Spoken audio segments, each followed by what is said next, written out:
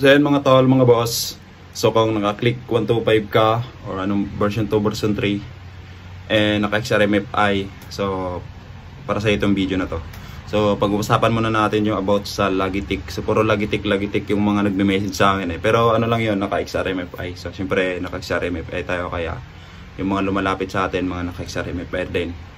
And syempre meron ako narinig din about sa click, kaya magbibigay lang ako ng konting idea so para sa inyo. So unahin muna natin yung ating Honda XRM. So kung may Logitech yung motor ninyo mga chong, kung try nyo muna galawin yung mga minor, yung mga minor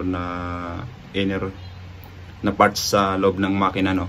So tulad ng timing chain or roller guide, so yun yung unang galawin ninyo. So ngayon try nyo muna yung pag maluwag na yung timing chain nyo, so gumamit kayo ng timing chain ng CT100.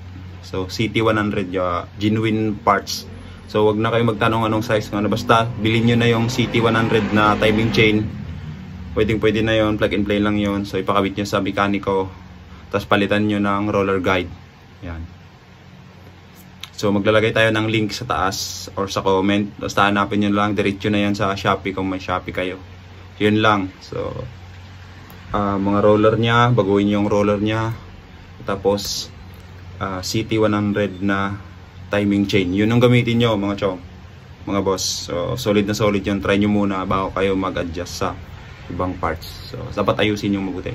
Sa click naman, yung mga Logitech issue dyan sa click, lalo na may napanood ako. So Logitech issue nya, so batang bata pa yung click nya, so nasa 4,000 odo pa lang.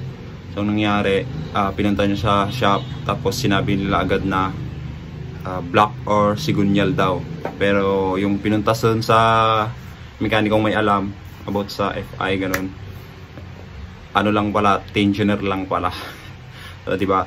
Kaya huwag kayong magpaniwala sa mga mekaniko na alam nyo na. So ingat-ingat lang. So, dapat pag may Logitech, hanapin nyo lang muna yung mga minor na parts. So kumbaga yung maliliit lang na part doon, tulad ng tensioner, ganun, timing chain.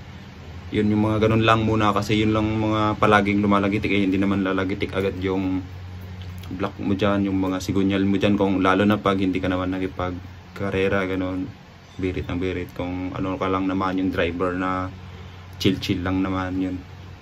Kasi sayang naman yung pera ninyo kung maluloko kayo ng mga mekanikong alam nyo na yon. So yun, lahat ng sinabi kong parts is lalagay ko doon sa taas sa description. So diretso sa Shopee na yan, buy na. Kasi yung ibang part dyan na nilagay ko is sa Indonesia pa yan ma-order. Indonesia yan, overseas. So medyo matagal, pero orderin nyo na habang maaga pa. So yun lang mga boss. So papalo na lang. Salamat.